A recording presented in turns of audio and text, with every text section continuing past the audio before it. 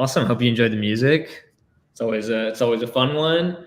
It usually takes a couple seconds for people to trickle in, so we'll let the LinkedIn Live sit for a second. And as you start to come in here for the audience, shoot us a comment and let us know where you're tuning in from in the world. I always enjoy seeing where people are listening in on the LinkedIn Live. But today we've got a really special guest, one that I'm really excited for. It feels like it's been a while since we've done one of these. So I am stoked to have you on, Rob Woollen, one of the co-founders of Sigma Computing. So Rob, thanks for joining us today. Absolutely. Thank you for having me. Awesome. And then obviously we got Satish, my beloved co-founder. I'm the CEO, co-founder of Coalesce. We've got some great questions for you. I've been excited to ask some questions around the business, your background, history of Sigma. And so why don't we jump into it? Unless you got anything you want to share on your background just to start, Rob. Just maybe I'll just let everyone know I'm the co-founder and CTO at Sigma, and I'll play along on the locations. I'm joining everyone today from downtown San Francisco in the Sigma office. Love it. Yeah, we walked past your office a couple times when everybody was in town for Summit. It's in prime real estate. It's a great spot. I know we have 2 roof decks, so if you're in the neighborhood, feel free to drop by. Cool. It looks like people are able to hear us now, or at least it's all caught up. So we've got Samantha Wall from Manchester, UK. Welcome, Samantha. For anybody else, hit us in the comments. That was not what I was going to expect from the first person in the comments section as far as locations go. So awesome. First thing I would love, every time we've got a co-founder on as a guest for Coffee with Coalesce, like both Satish and I feel like we've shared our founding story so many times, whether it's fundraising, whether it's with customers, prospects, partners, and it's always a fun thing to share. So I would just love to hear your founding story, given you were an entrepreneur in residence at Sutter Hill. I would imagine most of our audience has never even heard of what an entrepreneur in residence is. And so maybe you could just share what that experience was like. What is being an entrepreneur in residence, and how did the founding story come to be? Sure.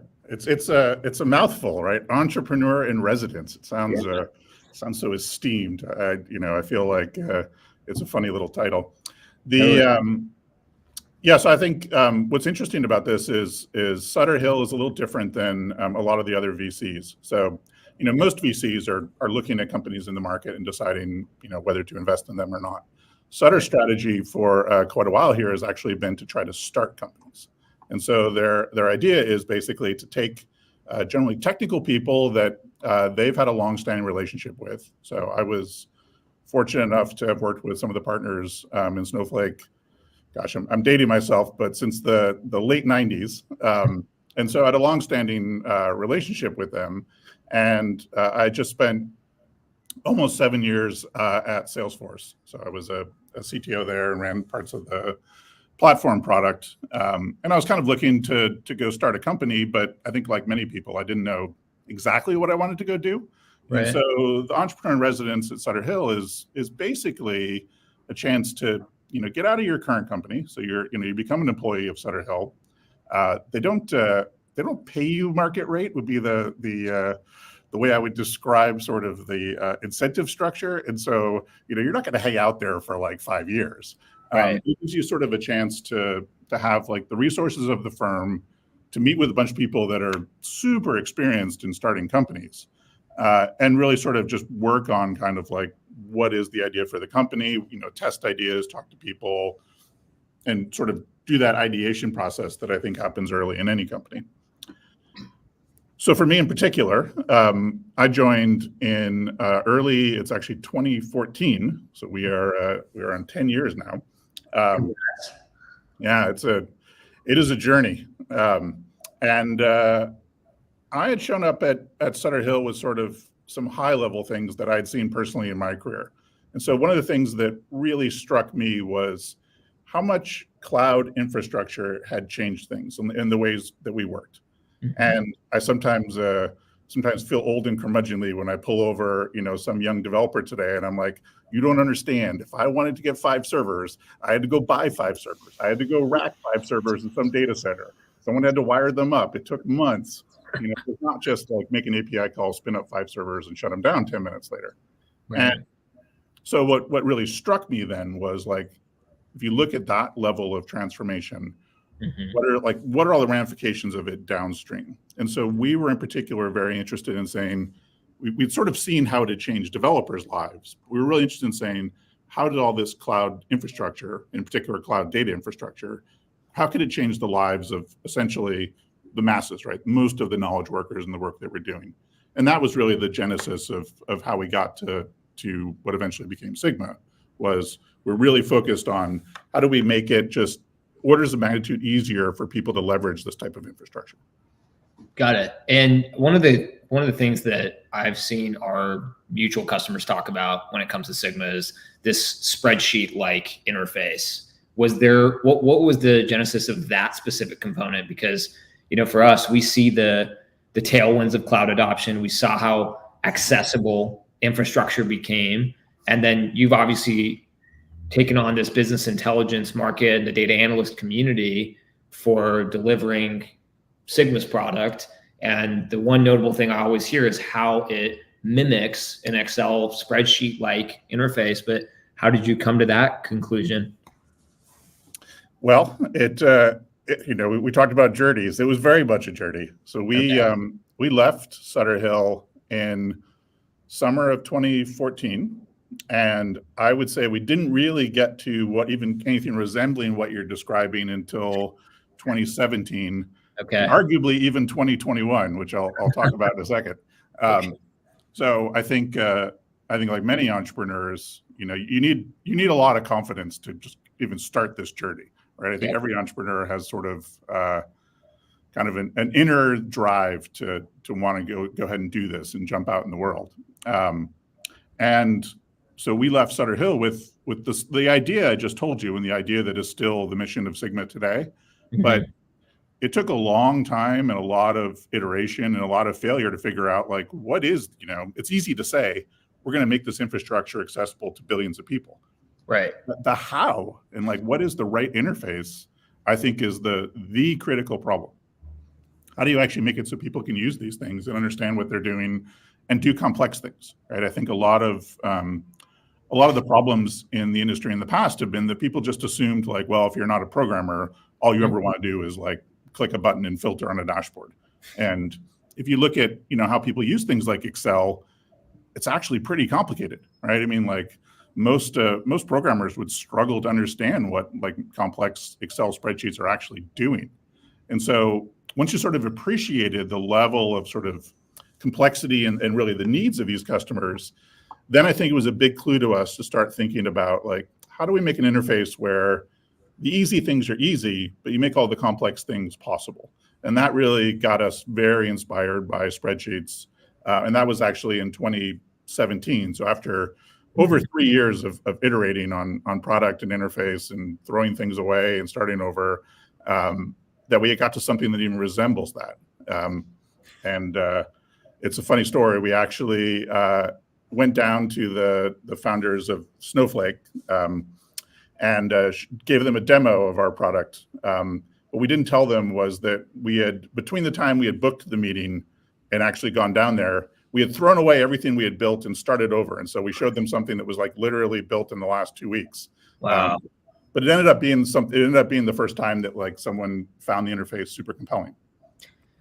So both Satish and I, we had a very clear vision of what we were going to build when we started Coalesce. So we have complete opposite stories. Like we were in stealth, crystal clear vision, just needed to put pen to paper. In your situation, it was like finding product market fit. Like I would imagine you spoke to so many people to try to determine what it was that you were going to build to give people access to this newfound infrastructure in the cloud. Do you have an idea of how many conversations you had trying to find product market fit? A lot. I made this comment about 2017 and then 2021 because we actually rebuilt our entire interface in 2021 after we already had a bunch of customers, already had a bunch of employees, already had people selling the product, and it's a lot of this conversation around product market fit, right? We felt that the interface we built wasn't quite right. Right. In sort of the conversations with customers, it was clear that there was friction in how they were using it. But I think this is one of the hard things about starting a company is that, Sure. people will give you ideas of what the problems they're facing are, but they, it's rare that someone describes to you, here's exactly what I want. We never had any, I never had anyone who said, hey, if you could really make something that, worked like a spreadsheet, but ran on top of this cloud data infrastructure like Snowflake and Databricks, like zero. Yeah. So it's incredibly hard. Just out of personal curiosity, I mean, I feel like both Satish and I, we were somewhat spoiled in that sense because we didn't have to go through this process, go through that part of the journey. And I guess, how did you stay motivated and stay sane at the same time going through that process? Because I feel like it would just drive me nuts.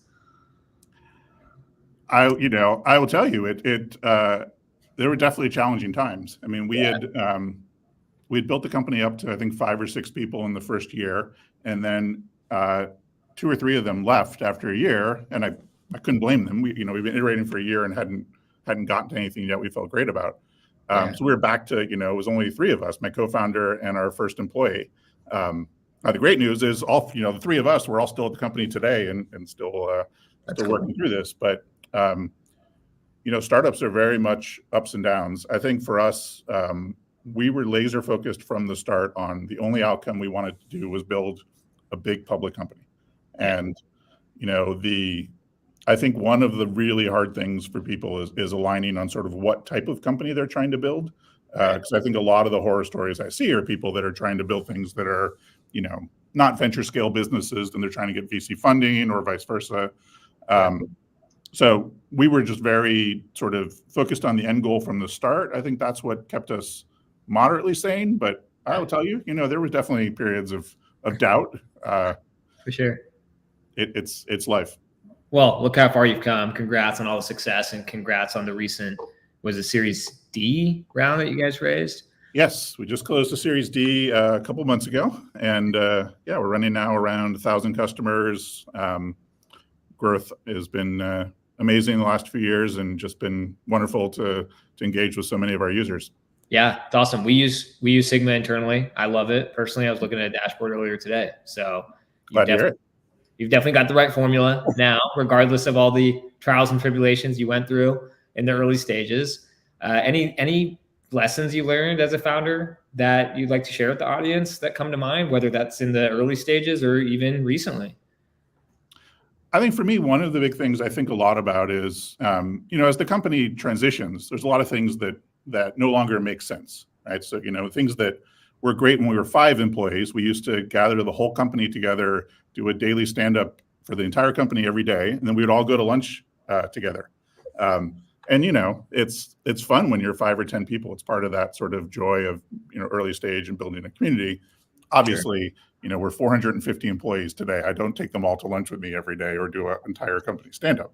So there's things like that just like they break as you go through these different transitions. But I try to separate what are the things that no longer make sense in this new sort of stage of the company versus things that, I always want to hold on to. So, we're super focused on transparency. We have a heavy Slack culture. I tell people you can sit next to me in a meeting. I'll probably still Slack you, during the meeting and be, chatting to you that way. Yeah. And because of that, we do things like, you can see every deal we close, you can see every support chat, you can see, you name it. We pipe it all into Slack and try to just make it so like people can see almost anything about the company that's going on. And, I want to hold on to stuff like that as long as possible. That's cool. Yeah, that makes sense. I definitely can empathize for that. I mean, going from 5 employees to roughly 100 now here at Coalesce, like in the early stages, it was so nice being able to have one-on-ones with every employee, and I wanted to continue that. It's hard to let go of situations like that where you feel like you're getting a little bit less connected to the team, whether that's going to lunch after every daily stand-up. But you have to do that, and companies shift. They change and they evolve, and what worked at 10 employees doesn't work at 450 in your case, and you just got to stay dynamic. So that definitely resonates. If you had to go through the process again, 10 years later, would you? And what problem would you tackle now? Or would things have changed from your perspective? So I love the idea of the program Sutter Hill has and how they start companies. And there's other accelerator programs that are similar. I think one of the crazy things about starting companies is that, a lot of the people that you would probably argue are like some of the best people in the world at it have only done it like once or twice, Right. and so it's hard to find people that have like repeatable experience at starting lots of successful companies. And so that to me was the really sort of inspiring thing about working with the team at Sutter Hill, was that they had started lots of companies and so they were able to sort of, pattern match and coach you on things that are interesting. Whereas even for myself, I feel like I've started one company, like, Yeah. I feel like I have lots of lessons, but in the end, I've only done it once. Right. So I definitely think I would try it again if I was starting a company. I like the pattern. Obviously, I'd like to think that I would get to product market fit much faster than I did the first time. But sure. To be honest, I also just sort of feel like what matters the most is where you end up, and the journey is sort of, it's part of the challenge of startups. So I don't know. I might it might take me another 7 years to figure it out, but but as far as I guess what I would do, as you'd imagine, I have more than a full-time job right now, so I'm not super focused on ideating on startups. But I think I've spent pretty much my career building these kind of horizontal platforms, I would call them, right? So people use Sigma in almost every industry for all sorts of use cases. And before that, I built a lot of the platform stuff at Salesforce. I worked on Java platforms for a long time and operating systems, things like that. So I've never done something that was like focused on a very specific industry. And I think if I started again, it'd be interesting to try that as a totally different approach. Find like something I know very little about, but has like clear problems, and just sort of focus on a very focused persona versus, thinking about, we have a lot of customers in oil, gas, and a lot of customers in retail, and a lot of customers in finance. It's like, there's not, I'm not focused on a particular vertical, but I think that'd be interesting to try. Yeah, that would be. That's interesting. We're the same way. Basically, if the assumption is if you're on Snowflake, then we're a great fit. And so I would imagine Sigma had a similar type of application, but to anybody that's in the cloud. And so that makes a ton of sense. And I've always found the Sutter Hill method so interesting. Like I remember first hearing about it with Snowflake in particular, with that whole concept of an entrepreneur in residence, and you incubate the company and you build a product and then you take it to market while you're typically in stealth mode. And they've clearly got a winning formula between Pure Storage, Snowflake, Sigma. I think there's tons of other examples here. And so it's such a cool way to approach starting a company. So it's awesome. It's awesome to hear that. Satish, any questions on your end? I feel like I'm asking everything. I don't want to box you out here. Well, great conversation here. So I do have a question. I want to go back to the spreadsheets thing that we were talking about earlier, the interface. I spent some time in BI a lot in my career. Whatever you build, it usually ends in a spreadsheet anyways. That becomes their, standard universal BI tool. So, you basically combined the two most common interfaces, or two most common analytical tools, spreadsheets and SQL. Now, people have been talking about, depth of these tools or these analytical tools for decades. What's your take on that? I mean, are we going to still have spreadsheets and SQL in the future? I'm fairly confident we will. I think, as you can imagine from what I work on my product, I'm pretty bullish on both concepts. I think one of the you've certainly seen, I think, one of the interesting changes in the data space is just the rise of Python in the last, let's say, 5 or 10 years. Yeah. And so, that's been something that we brought into our product. We're very focused on, sort of wanting people to be able to leverage the best tool for the job. And I think, natural language would be another, an interface that's part of this as well. But what I think is actually important is that just having any one of these interfaces is not quite right. What you actually want to have is the ability for people to seamlessly work in any of these interfaces and work together. And I think those two things are what's been largely missing in the market. There's lots of, like the ability to run Python code. There's lots of things, notebooks. There's a million things you can run Python code. There's a million tools where, you have a SQL IDE and you can run SQL. But we've really been focused on at Sigma is to say, how do I actually make it so the person who's using Python to build a machine learning model could take the output of that and very easily expose it to a user who then wants to, write some spreadsheet formulas and do some visualization on it. And that work could be picked up by someone who then wants to write a SQL query against it. And how do you make it so like they very easily collaborate and work together? And I think anything you can do to break down these silos and bring them all together, that's sort of what we're very passionate about. That's cool. Can you talk a little bit about the audience that what's their like the personas that are using the Sigma? Yeah, so it's interesting because it's across all sorts of a whole spectrum, right? So on a company thing, it's everything from we have some Fortune 10 customers all the way down to 1 or 2 person startups. On a role perspective, I think one of my favorite Sigma slides ever was we did a study of like what are the breakdown of the titles of people that use our product. And as you'd imagine, there's lots of people that have a title of analyst, or because of our spreadsheet background, you can imagine we have lots of people in finance. But if you actually looked at like the distribution, it was roughly equal between people in like sales ops, marketing ops, product management, HR and analysts. And so it broke down. And if you just squinted at it, you're like, those are all people that like have data and would use spreadsheets today. And so it was really cool to see like that like sort of variety.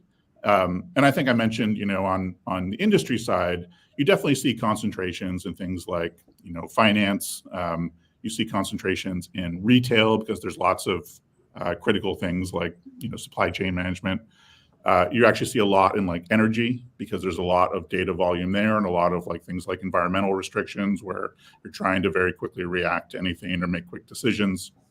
So you see concentrations, but you see also just like, you still see like random one-offs of like, did not expect that was what someone was doing. And it's cool to see. Yeah. There was a really awesome story about your most recent fundraise in the Series D. I actually knew a couple of the investors that came into the round, and I want to say I read an article, but your data room was built with Sigma. And for the audience that doesn't know what a data room is, basically for venture capital investors, they want to get access to all the documentation and internal financials and such for a company. And so you usually store that in a data room, but whatever was stored in your data room was built with Sigma. Whose idea was that? Do you remember that being part of the process? And was that part of the process in the past as well? So it's a great story. So in our Series C, which we raised about 2.5, almost 3 years ago, we tried this, and we used Sigma as our way to expose like all the data to our investors and all the company metrics. Yeah. But at the time, you couldn't do like a lot of what these investors, of course, want to do is they want to like, just like in a spreadsheet, they want to say, well, what if the company did, slightly different numbers here? How would all these other things react? And at the time, you could not really do that in Sigma. So what we found is that we exposed the data to them in Sigma, but they all downloaded it and built different, models and spreadsheets. Right. For the Series D this spring, we built a feature, and a lot of our work over the last couple of years has been to allow write back and to allow people to actually say, I want to change this value and see how everything reacts. And so what we found in this iteration was they were actually able to do all of this type of like scenario modeling and data analysis directly in Sigma. So we had the investors were doing all of their like forecasting, all of their modeling directly in this data room that we exposed on Sigma. And so it was super cool and a lot of fun for our team to build. That's so awesome. Yeah, it was a great story when I read that as well. So it's awesome to hear it from your perspective on how it actually came to be. We actually had a couple customers at Snowflake Summit co-present that were Coalesce and Sigma customers. I want to say it was Shane Co, Justin, and Gu from Group 1001. And those are two customer stories that I've been very close to. I'm curious, do you have any other customer stories that you've really appreciated that you've come across over the course of the past year, couple years that come to mind immediately? Yeah, one I love, because it's a brand we all know, is DoorDash. And so, Nice. DoorDash has been with us several years. They're one of our larger customers. And, as you'd imagine, they have lots of data about dashers and deliveries and restaurants, all these things they want to analyze. But Sure. I think one of the coolest things they do with Sigma is they actually use it to expose their data to their partners, right? All of the restaurant chains, if you're a McDonald's or a Pizza Hut or a Burger King, you want to understand like how are deliveries and how are orders trending for my company on DoorDash. And so they use us as that vehicle of how they expose the data and let those people run, they want to run their own analysis on this data, and they do it all through Sigma. And so that type of use case, we are seeing, our customers engage their customers, I think is super fun. And it's one of the great things, we talk about this transition to cloud. Like this never would have been possible if you had to let them into your data center. So it's a great way to sort of get that partnership to work. Is that an example of an embedded use case, Rob? This one they're just exposing Sigma, so it's not they're not trying to like embed it in some other product, but embedding for us has been a huge area, especially over, I'd say, the last 3 years. You're seeing that's what I've heard. Yeah, I'd love to hear more. Well, I think we've seen just a big move toward these cloud data products. So if you look at the market, right, you're seeing all sorts of companies say, I want to manage my data in a Snowflake or a Databricks or a BigQuery because of the scale, because of the performance, because of all the aspects we've talked about. And then they start looking at like, well, how would I expose to my customers this type of free-form exploration? And you can build vanilla sort of dashboardy things relatively easily, but if you want to actually expose to your customers that same sort of freedom to say, how would they do their own modeling? How would they do their own? How would they record like their changes and do these sort of like what if scenario modeling without downloading all of your data? Yeah. That's really been sort of the opportunity for us. And so these write back features that I talked about earlier, bringing that to an embedded context has been a huge use case for us.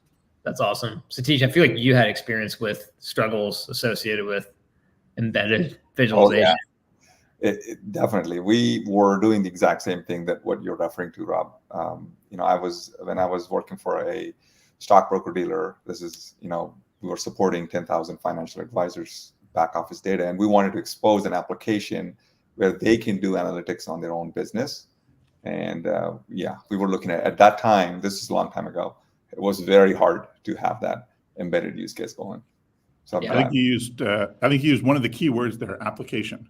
A lot of times people talk about dashboards and things like that, but if you just step back and think about spreadsheets, people run their companies on spreadsheets. Spreadsheets are applications, right? They're things that people type things into. They're changing data. They have workflow, right? I changed this. Now it needs to be approved by someone. And so that type of transition from just sort of read-only dashboards to actually sort of data applications, I think is one of the things that we're super excited about at Sigma. It's a lot of the fun use cases we've seen. That's awesome. Yeah, so one thing we've always been very passionate about is alleviating or solving bottlenecks. So we often talk about how the biggest bottleneck for analytics use cases is getting the raw data to the point that it's consumable for something like Sigma here at Coalesce. At least that's our driving mission. And so I'm curious, when you think about bottlenecks as far as Sigma is concerned, like there's this example with an embedded use case, but what other bottlenecks do you see Sigma solving that impact customers that come to mind or that you've experienced or have felt like you've really, really done a rock solid job at? Yeah, it's funny. I remember even from the start, one of our first users was actually a CEO at a company, and his problem statement to me, it's still one that I think about almost every day. He said, "Look, like I'm the CEO. I can call anyone up and get them to build, a dashboard, and they can, build the coded version of this, and we'll know it's correct and have it, all locked down." And he was like, "But look, I don't know what I want. Like, I don't know what I want until I actually like get the data and I play with it and I can iterate on it and I can explore it. And so for him, the problem was not, hey, can I, get a solid set of metrics and get a, codified dashboard? It was, how do I have something where I can like play very easily and then figure out, okay, this is something that's super high value. Let's push it down into the infrastructure and figure that out. And I think that sort of spectrum is super interesting. We've seen products that have gone like super hard at the analytics as code. And we've seen people, we've seen Excel, which is probably the other extreme of, it's the Wild West. You can do whatever you want. And generally speaking, I think both extremes are pretty wrong. Right. And you want to be in the middle and allow people to sort of, over time, move things toward the spectrum of being more governed and managed. You need the ability to have that sort of top of funnel where people can just like play with something, very quickly realize this is not a good idea, throw it away and try something else. And that conversation for me, it's funny. I mean, it was 2014. I still think about it a lot. That's so cool. We have a similar philosophy as well. There's a strong parallel around, in the transformation space, organizations or vendors would go like everything is code and just go so code first, so code centric, or they go completely on the other side of the spectrum where it's this simplistic, UI driven technology that limits your flexibility and extensibility. And we've always felt like a balanced approach would be the right one. And that's what's resonated with our audience. And so it's interesting to hear that same philosophy applied to your part of the stack, and the success that it's brought you is very cool. So by the way, for anybody in the audience, if you got any questions for Rob, for any of us, feel free to shoot a comment. I see somebody's talking about how cool it would be to use Gen AI in the data room as well. Rob, I feel like it wouldn't be a Coffee with Coalesce session if we didn't bring up something Gen AI related. I know that there's been a lot of conversations on how that could impact between Gen AI and LLMs might change BI. What are your thoughts there as far as Sigma is concerned? Like, what has your perception been as this has become such a hot topic for organizations? Yeah, I mean, I'm shocked to be on something and have someone ask me an AI question. This is unheard of. It must be the first time you've ever been asked that. Absolutely. AI, what is that? And I guess I'd say a few things. One is, overarching, I think we're very early on AI. So I personally am a believer. I believe, very much it's going to change things very dramatically over the next 10 or 15 years. Yeah. But the analogy I've given a lot of people is, if you're old enough like me to remember when cell phones first came out, the whole novel thing with cell phones was I could call someone and not be at my house. Right. And to be honest, I could care less about the phone part of my cell phone right now. That's like the tiniest value to me, right? The fact that I can press a button and have a car show up and pick me up, or that I can get a Google map or a browser to these things are transformational. But I feel like they were not really discovered until you had this technology for a while and you got to go through several generations of improving it. And I feel with AI that my personal feeling is we're kind of in the same way. I'm a bit underwhelmed by some of what I see in the industry right now. I think there's not enough focus on the interface still. So we're sort of satisfied with, I'm going to give you a empty search bar, hope you type a magic question and give you a magic answer, which right. I'm virtually certain is the wrong interface. But I think is a challenging problem to figure out the right interface. And so that's been something that we've personally, as you'd imagine, been spending a lot of time thinking about.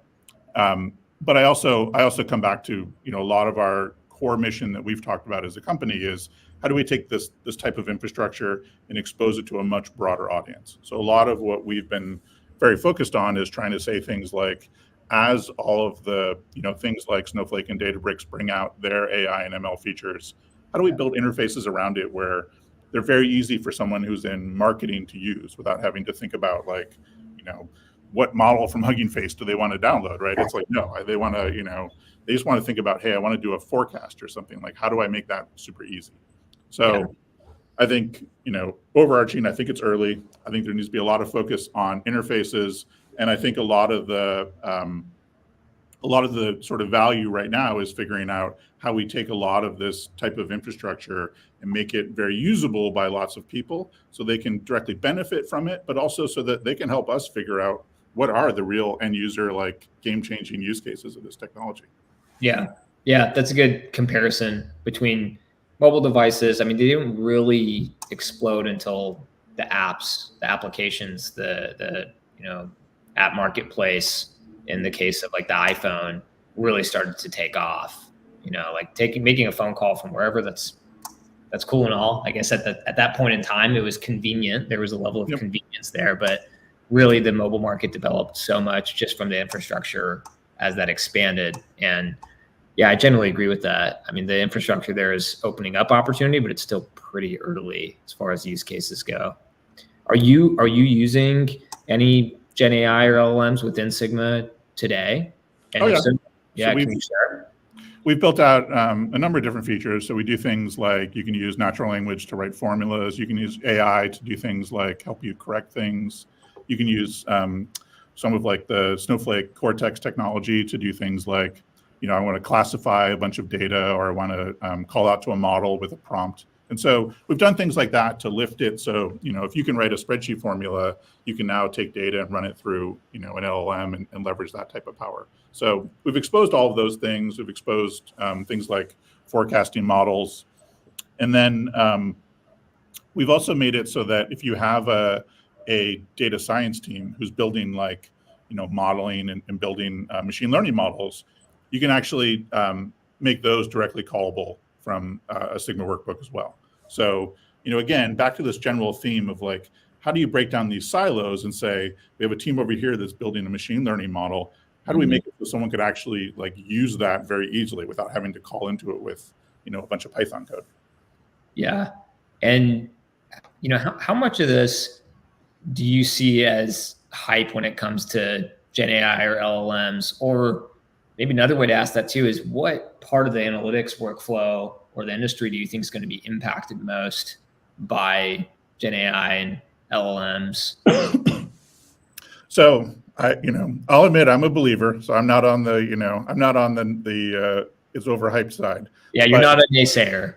I'm not a naysayer, but the way I think about it is I try to draw a line sort of conceptually between what is work that a machine should do and what is work that a human should do. And at some point in our history, people, manually would pull out a slide rule and try to calculate things. Today, obviously, we would just have computers do the math for us, unless you're, in grade school like my kids. Yeah. I feel similar with AI. I think it's going to help us, automate a lot of things. It's going to help us like get started on a lot of things. So I think of it like, I try to think of the analogy of like, the AI sitting next to you as a super intelligent human. What could it do for you? I like those types of things of making humans more productive, more so than I feel like I'm skeptical that it's going to like take away huge amounts of jobs. If anything, I suspect it's going to create a lot of jobs. Yeah. Have you come across, either of you really, where a scenario where you've been underwhelmed by what has come out between ChatGPT? Like you talk about having just a search interface, something like Perplexity or ChatGPT. Like what has been underwhelming that leads you to say we're early still in the way that people interact with it? I think I've seen a lot of AI demo, especially demo videos, where something amazing happens. Yeah. And they're really cool. We should try that, Satish. Exactly. I know where this is going. But I think it's hard when you actually like stare at these things. Yeah. Natural language, for instance, is highly ambiguous, which on one hand makes it fantastic, right? It is a great way to start. But it also means it's very rarely crisp enough to be the answer. Like if you think about the analogy of, imagine you had like a personal, actual, like incredibly knowledge data assistant. You wouldn't walk up to them and say, "What is our revenue?" And they say 42, and then just walk away, right? That's not the how you would interact with a human. You would have like a real task for them. You'd have a bunch of related questions. You would iterate back and forth. And so when I talk about the interface, like that to me is sort of, how do you figure out how to mirror the human experience but automate a lot of it, right? And that I think is a really challenging problem. Steve, anything you want to add there? Yeah, I mean, I completely agree with that. And there's a lot of other challenges like, bias into these models. I mean, who is training these models? What kind of data is going into these models for training? And if what goes is what you get, like garbage in, garbage out scenario there. So we at Coalesce, we strongly believe that the foundation for training these models, the data that goes in, the context that we provide, those are super critical, at least to control these models for automation. Again, I completely agree. It's a tool, and you got to use it wisely. Don't rely on it completely and lose control. Yeah, I'll be curious to see how that interaction evolves, like you said, around the interfaces to mimic a more human experience. And I'm sure it's headed down that path. I think the Gen AI market is growing incredibly quickly. It's getting tons of funding, obviously, as well. And so it's going to evolve rapidly. It'll be interesting to see how it comes to life. Very interesting. I'm also curious to see how it continues to evolve Sigma's business and the product. So yeah, it'll be interesting. Rob, we're close to being wrapped up on time.